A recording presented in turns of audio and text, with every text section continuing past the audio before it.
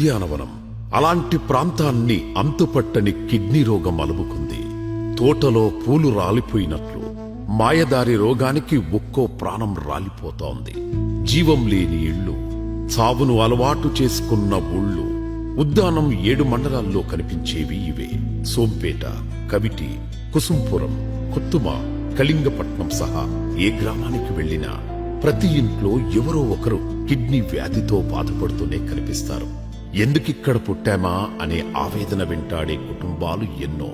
వైద్యం కోసం ఇళ్ళు, ఆస్తులు అమ్ముకున్న మందులకు, డయాలసిస్ కు డబ్బు చాలని పరిస్థితి.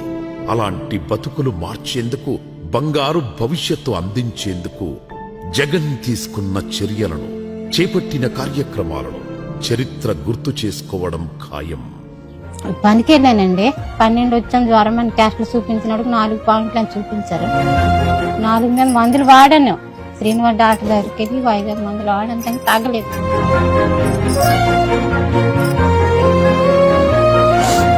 ఇప్పుడు బాగుందని రేపు మళ్ళీ ఆవేశం. వాళ్ళు ఇచ్చిన డబ్బులు మాకు సాలడమే లేదు. 1985-86 మధ్య ఉద్దాన ప్రాంతంలో కిడ్నీ వ్యాధి మొదటిసారి నిర్ధారణ అవగా 1990 నాటికి సమస్య తీవ్రమైంది. తమ బతుకులు మార్చండి అంటూ జనాలు ఎన్నో ఆందోళనలకు దిగినా ఆనాటి పాలకులు పట్టించుకోలేదు. పైగా సమస్యలను తేలికగా తీసుకున్నారు. దీంతో బాధితుల సంఖ్య పెరిగింది. ఉద్దానం ప్రాంతంలో 7 మండలాల్లో ఎవరిని కదిలించినా కన్నీళ్లే. పాలకులు మారారు, కానీ సమస్యకు ఎవరూ పరిష్కారం చూపించలేకపోయారు. తనో పెద్ద విజనరీ అంటూ అడిగిన వాళ్లకు, అడగని వాళ్లకు డబ్బా కొట్టుకునే చంద్రబాబు సుదీర్ఘకాలం సీఎం చేసి కూడా ఉద్దానం వైపు కన్నెత్తి చూడలేదు. తిత్లీ తుఫాన్ టైంలో ఏదో మొక్కుబడిగా పర్యటించి భరోసా ఇవ్వలేదు కదా, బుల్డోజర్తో తొక్కిస్తా, తొక్క తీస్తా, తోలు తీస్తా అంటూ బాధితులపై అహంకారం చూపించారు. ఉద్దానం జనాల కన్నీళ్లను రాజకీయం కోసం వాడుకున్నారే తప్ప చేసింది ఏమీ లేదు. తమ బతుకులు ఇంతేనా, బతికే మార్గం లేదా అని ఆశగా ఎదురు చూస్తున్న కళ్లకు 2017లో తన సుదీర్ఘ పాదయాత్రలో భాగంగా జగన్ ఉద్దాన ప్రాంతానికి వచ్చారు. జనాలను కలిసి స్వయంగా సమస్యలడిగి తెలుసుకున్నారు. ఏం చేస్తే జనాల ఆరోగ్యం బాగుపడుతుందో ఉపాయాలతో స్వచ్ఛమైన నీరు అందించేలా సుజలధార ప్రాజెక్టు చేపట్టారు. ఉద్దాన మాకు వచ్చింది, పర్వాలేదు, కొలాయిలండి వేశారు. అప్పుడు వైఎస్ఆర్, ఇప్పుడు జగన్. పేదోడి ప్రాణం కోసం పరితపించిన నేతలు ఇద్దరే. ఉద్దానాన్ని పీడిస్తున్న కిడ్నీ సమస్యకు ఓ పరిష్కార. ఆ ప్రాంతానికి 104 కిలోమీటర్లకు పైగా దూరంలోని హిరమండలం రిజర్వాయర్ నుంచి నీటి తరలింపుకు ప్రణాళిక రూపొందించారు. ఏకంగా 1047 కిలోమీటర్ల పొడవున భూగర్భ పైపు లైన్లు నిర్మించారు.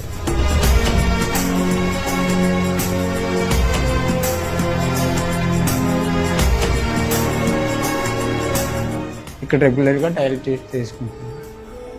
పెన్షన్ వస్తుంది, అయినప్పటికీ పెన్షన్ వచ్చినా ఏం లాభం. మా పాప పెళ్లి అవ్వాల్సిన పాప.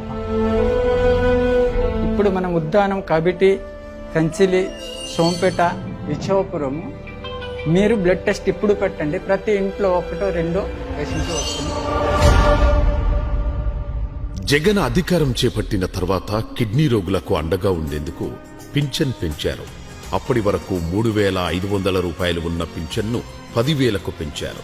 సోంపేట సిహెచ్సి డయాలసిస్ సెంటర్లో 13 పడకలను 21కి, కమిటీ సిహెచ్సి డయాలసిస్ సెంటర్లో 10 పడకలను 19కి పెంచారు.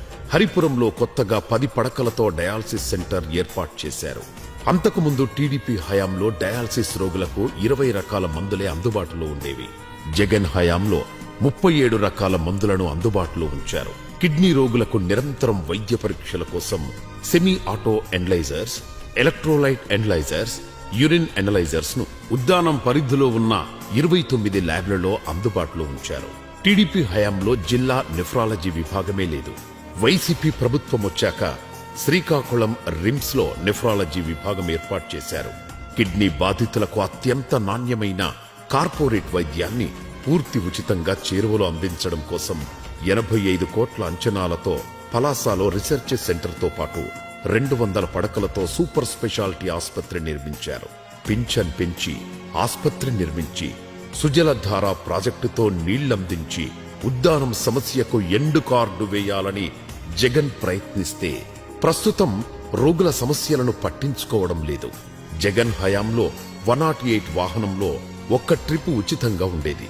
అయితే ఇప్పుడు ఆ సేవలు అందడం లేదు. దీంతో వచ్చే పింఛన్లో ప్రయాణాలకే ఎక్కువ ఖర్చవుతున్న పరిస్థితి. గత గవర్నమెంట్ చేసింది, ఈ గవర్నమెంట్ ఆ 108 అనేది తీసేయడం కొద్దిగా ఇబ్బంది ఉంది. మాకు ఈ బళ్ళు వస్తే మాకు పర్వాలేదు, కొంతలోటు కొంత. డయాలసిస్ పేషెంట్లకి 108 వచ్చేది, పేషెంట్లు తీసుకెళ్లేది, తీసుకొచ్చేవాళ్ళు. ఇప్పుడు ఆ సదుపాయం లేదు. మరి అప్పుడు 104 వచ్చేది, ఇప్పుడు అది కూడా తీస్తున్నారు. మరి ఆయన పనికి వెళ్ళకపోతే జరగదు, తీసుకుని వెళ్తారు. మరి ఏడు చేస్తాం, తప్పదు. మరి మాకేం అనుకూలంగా లేదు. ఇక్కడ హాస్పిటల్ అయితే మంచిదే, కాదంటే మాకు బండి మాకు ఇచ్చేసిస్తే సరే సార్. జనసేన అధినేత ఇప్పుడు డిప్యూటీ సీఎం పవన్ కళ్యాణ్ కూడా ఒకసారి ఆ ప్రాంతానికి వెళ్లి వచ్చారు. చాలా మాటలు చెప్పారు. ఇంత పరిష్కారం చూపించలేదు.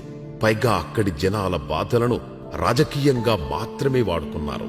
సుజలధార, డయాలసిస్ సెంటర్లు, ఆస్పత్రుల నిర్మాణంతో ఉద్దానం రూపురేఖలు, భవిష్యత్తు మారబోతున్నాయంటూ ఓ సమయంలో పవన్ కళ్యాణ్ స్వయంగా ప్రశంసలు గుప్పించారంటే జగన్ గొప్పదనం అర్థం చేసుకోవచ్చు. ఆ ఉద్దానం ప్రాజెక్ట్ ని ముందుకు తీసుకెళ్లారు. అది గత ప్రభుత్వం దాన్ని పూర్తి చేసింది. ఉద్దానం సమస్యను ఎన్నో ఏళ్లుగా ఎవరూ పరిష్కరించలేదు.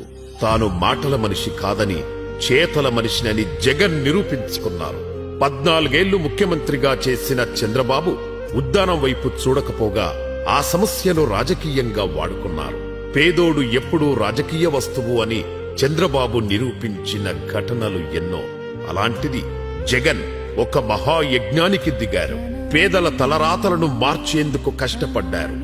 ఎప్పుడొచ్చామన్నది కాదు, ఎన్నాళ్లు చేశామన్నది కాదు, పేదోడి మోముపై ఆనందం చూశామా, ఆ కుటుంబంలో సంతోషం చూశామా అన్నదే జగన్కు తెలిసిన రాజకీయం.